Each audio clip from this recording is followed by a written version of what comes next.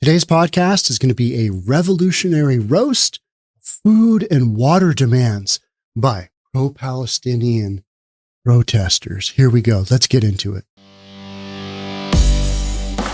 So we got reporters that were talking to this individual, started asking just some super basic questions. We're going to read through kind of how this interview went first. Then we're going to watch the interview. And you just kind of get a notion of these people aren't playing with the full deck of cards. You've got adults and then you've got these folks. And they just literally, they might be college students. Most of them are just straight up Antifa, right? They're losers. They're dropouts. They're rejects. Nobody wants them. Nobody cares about them. That's sad. But to go through and, like my last podcast, they just went and absolutely destroyed Portland State University Library because they're revolutionaries. Yeah. Video of reporters roasting an activist's food demands went viral and spurred online mockery of revolutionaries who took over a building at Columbia University to protest the Israel-Hamas war. A spokesperson for the group of pro-Palestinian protesters who took over Columbia University's Hamilton Hall gave a press conference Tuesday. This is kind of like having Biden do a press conference. It's not a good idea because the minute they start talking, a bunch of gibberish is going to come out and it's going to be apparent. Oh, yeah, this person doesn't know what they're talking about. So this was hours before a New York Police Department crackdown that began late in the evening. My last podcast, I covered the absolute destruction of the Portland State Library. And at the beginning of that podcast, I showed the protesters as the police came in, just booking it out because nothing says revolution like running like Forrest Gump for your nearest bush to hide in so they won't find you. Because I can't have that on my record. The woman identified herself as a student at Columbia, but refused to give reporters her name, citing threats to others. You know what? What about transparency? I feel a real lack of transparency with all of these ridiculous Antifa people, because this isn't really pro-Palestine. This is Antifa, straight up, through and through. Anything else, you're just babbling nonsense. And Antifa wears masks, don't they? They always wear masks, hoods, umbrellas. It's going to rain. We're in California. It hasn't rained in months and months, but we got an umbrella to keep our identity safe. In a clip that has gone viral, reporters challenged the woman over the protesters' demand that food and water be brought for those occupying the building, which she then denied, saying, all right, here's how it goes. Remember this. And the reason I'm reading this is because on the audio portion, the video portion, kind of a bunch of commotion. So I want this to just be super clear. Reporter, why should the university be obligated to provide food to people who've taken over a building? Good question. Why are you demanding room service, right? Why are you demanding? And that's for people who, before the whole Uber Eats, before DoorDash, right? We didn't used to be able to just, bring the food to me. You got like pizza and that was about it. Anonymous spokesperson who's unknown, whose identity is unknown. Well, first of all, we're saying that they're obligated to provide food to students who pay for a meal plan here. Yeah, no shit. So are they not going to be able to get that food? Is the food court not open? It's open, right? It was open this whole time. So what are you talking about? Reporter, but you mentioned that there was a request that food and water be brought in, unless I misunderstood. Anonymous spokesperson. To allow it to be brought in, I guess it's ultimately a question of what kind of community and obligation Columbia feels it has to its students. Oh, but now we're back to students. Most of these are not students, folks. They're not students. Yeah, and all of these arrests, of the 30 arrests at Portland State, 7 of them were students. 7. Now, these are professional agitators. This is Antifa co-opting a movement, and they're, what's our movement today? What is our cause of the day? Oh, it's pro-Palestine? Where's Palestine? Free Gaza? Where's Gaza? So the anonymous spokesperson goes on to say, do you want students to die of dehydration and starvation or get severely ill, even if they disagree with you?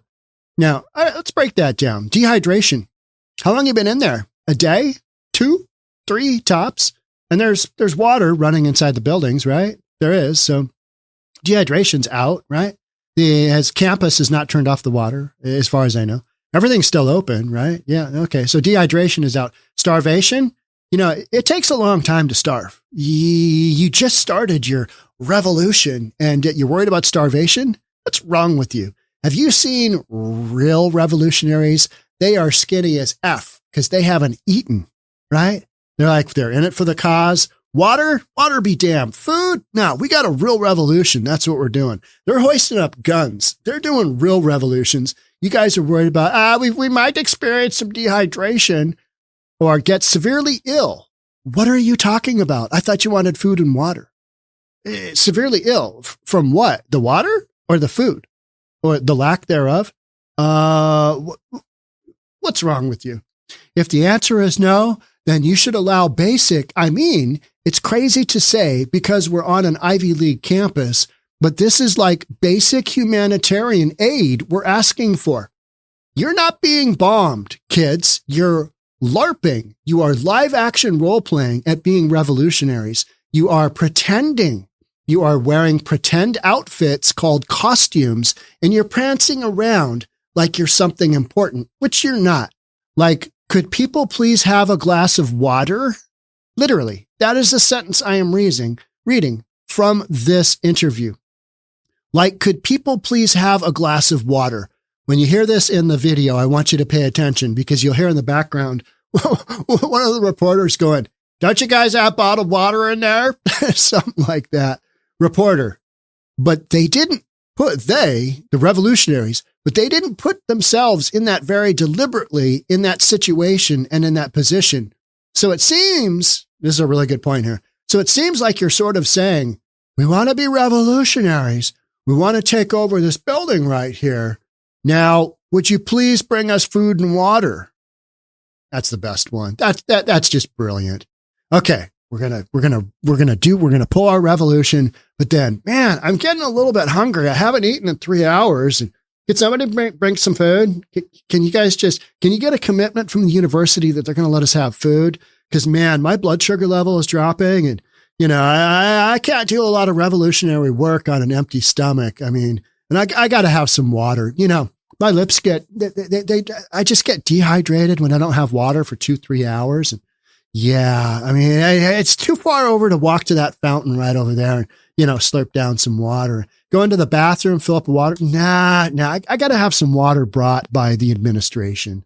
So, anonymous spokesperson, nobody's asking them to bring anything. We're asking them to not violently stop us from bringing in basic humanitarian aid. Now, all of a sudden, violently stop us from bringing in basic humanitarian aid? Now, who's doing that? I mean, is that a thing?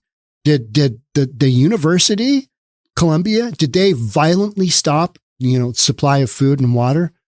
I don't think so. No. So what are you talking about? The reporter asks straight up. This is great. They're stopping the delivery of food? ? Anonymous spokesperson. We are looking for a commitment from them that they will not stop it. You mean you want a commitment for them to do something that they're not doing? You want that. Do you want them to commit that it's not going to rain today too? Or that the lawn guy isn't going to mow the lawn out in front? It might interrupt your sleepy time, your sleepy and water time. Did you need a commitment on that? The reporter, this is genius. But they haven't stopped it. They haven't stopped the delivery of food. Oh, pointing out the obvious, right? Anonymous spokesperson. Well, I don't know to what extent it has been attempted, but we're looking for a commitment.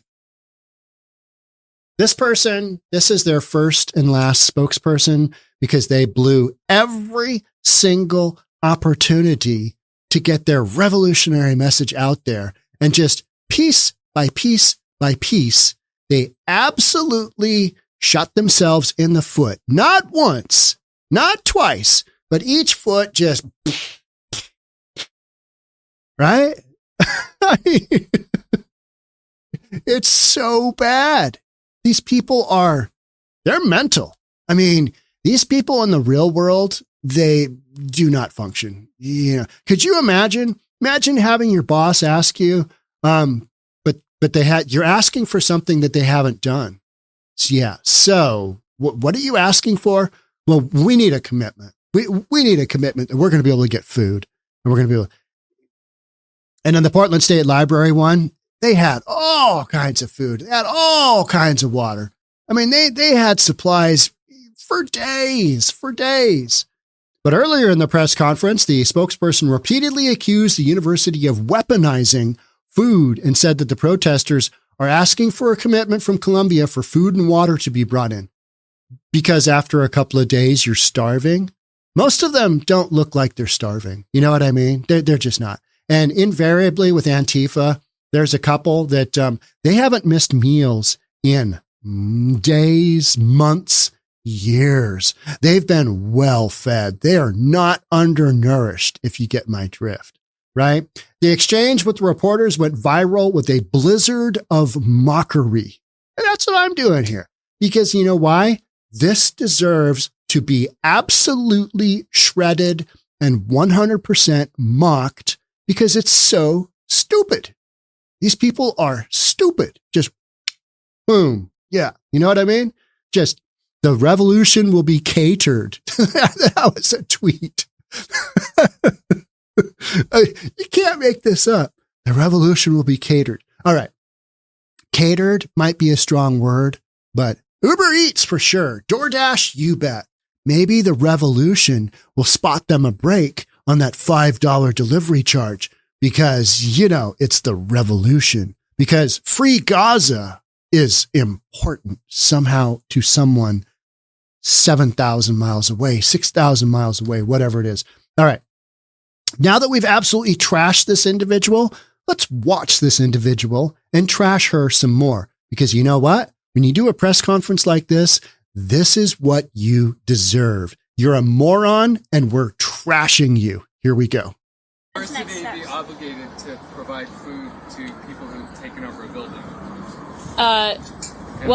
First of all, we're saying that they're obligated to provide food to students who pay for a meal plan here. Students, not the revolutionaries. Not the revolutionaries. Now, look at this. Look at this guy. Okay, look at this. Look at this big scarf he has on. Oh, he is revolutionary. Look at her. Oh, scarf. We got a scarf on. That makes us revolutionaries. We're going to go into the desert next, but we'll have our water with us. Or will we? Or will we demand that it be brought to us via camel? It's unknown. And look at this. We've got our belly button pointing out here. We've got our belly button out here. How about you go to the Gaza Strip dressed like this there, Junior? And see how they go with that. Your nicely done beard, your ensemble hair, your matching belt, and your little belly button hanging out. How about you go to the Gaza Strip? See how that works out. I dare you. You mentioned that there was a request that food and water be brought in, unless I misunderstood. To allow it to be brought in. I guess it's ultimately a question of what kind of community and obligation Columbia feels it has to its students. Do you want students to... Keep in mind, cafeteria is still open. So, what are you talking about? Die of dehydration and starvation or get severely ill, even if they disagree with you. If the answer is no, then you should allow basic, it's crazy to say because we're on an Ivy League campus, but this is like basic humanitarian aid we're asking for. Like, could people please have a glass of water? But they did put themselves in that. You hear that? Let's go back. A glass of water. But they did put themselves to provide. Don't they have water bottles? It's great. Saying the revolutionaries put themselves in this situation. And you know what? The revolutionaries can walk the F off, right? They are voluntarily putting themselves here so they can leave anytime they want. But now they're demanding water and food. So which one is it, kids? You got to commit. You got to go with one or the other because this ain't working and no other adults are going to kowtow to your stupid demands. We want to be revolutionaries. We want to take over this building. Now would you please bring us food and water? Nobody's asking them to bring anything. We're asking them to not violently stop us from bringing in basic humanitarian aid. They're stopping the delivery of food? We are looking for a commitment from them that they will not stop it violently. But they haven't stopped it yet. I don't know to what extent it has been attempted, but we're looking for a commitment. And the Grubhub. I mean, what do you even say, right? Well, what do you even say? It's so laughable. It's comical. I find this highly entertaining because it's so easy to pick apart. And they're like, yeah, but they haven't stopped delivering your food, have they? No, they haven't. Oh, yeah. Here's somebody puts up here, readers added context that they thought people might want to know. Her claims are misleading. Number one, per Columbia, campus dining is open. John Jay Dining Hall, Fac Shack, and JJ's Place. We're all open. All right. So you can't get food? No, you can. Number two, humanitarian aid is for saving lives in the most dire situations. For example, violent conflict, natural disasters. The students can leave if they want. Whew. Yeah. That's problematic with this revolution because if they can leave, they could leave and go get some food and come back and have their tummies all full with food, and they could rinse, repeat with water. They could go out and get some water, and they could probably go back. See what I'm getting at? Whole thing is just absolutely mind-blowingly stupid, isn't it? I mean, adults don't act like this. Sane adults don't act like this. And that's why Antifa is what it is. It's a bunch of losers running around, with the cause of the day. And it's just 100% nonsense. And they want to destroy things. And, all cops are bastards. And let's throw in a little bit about, we're taking native land. We're on occupied land. And now we got the Black Lives Matter, and now we got pro-Palestine. We can't really work out what we're doing. But good Lord, we need food. We need food and water. But you're already getting food and water. Well, okay. Let's think fast. This is going through that chick's mind, right? Okay, let's think fast. What are we going to come up with here? Because they got me. Commitment. We need a commitment. That's what we need. We need a big old commitment up in here that the school isn't going to stop bringing us food and water. Isn't that kind of what you do with like a hostage situation? You cut off all the utilities, you cut off food, you cut off water. Well, this is a volunteer revolution. This is like a sit-in, right? That the school is allowing because the Ivy League schools have their heads up their asses, and they're allowing this kind of absolute insanity. This press conference here was a prime example of how these children, and I call them children, even though they are fully developed. This, in this case, was a fully developed female, and we had her boy toy behind her that, I may be misgendering him, but, I didn't get to ask what his pronouns were. It's laughable. It's 100% laughable how bad this is. The optics of this, for the revolutionaries out there, if you happen to be watching, the optics of this are horrific, but because you have this as your spokesperson, you'll probably never, ever figure that out. And then you wonder why your revolution goes south. But I still recommend that anybody who has any questions, about how things might go if you went over to Gaza, you should go over there and check it out. You should go there. You should go there, prance around in your outfit, and just see how that goes. Because you might get a slightly different version than, what you're experiencing at this Ivy League school, where you are demanding a commitment on something that hasn't otherwise happened. Yeah. Anyway, all right. That's it for me on this one. I don't think I can trash it anymore. I feel bad because, you can just trash this 10 ways from Sunday. And it comes down to the people leading these pro-Palestinian stuff it's laughable. It's embarrassing. It's horrible. It's, no basis in reality, thousands of miles away. Nobody's listening to them except these universities that, shame on you. Shame on you for allowing this to happen. Should have never happened. Absolutely embarrassing. All right. But hey, I got a podcast out of it. So there you go. Thanks again for being here. We'll catch up soon. We'll catch you on the next one. Bye for now.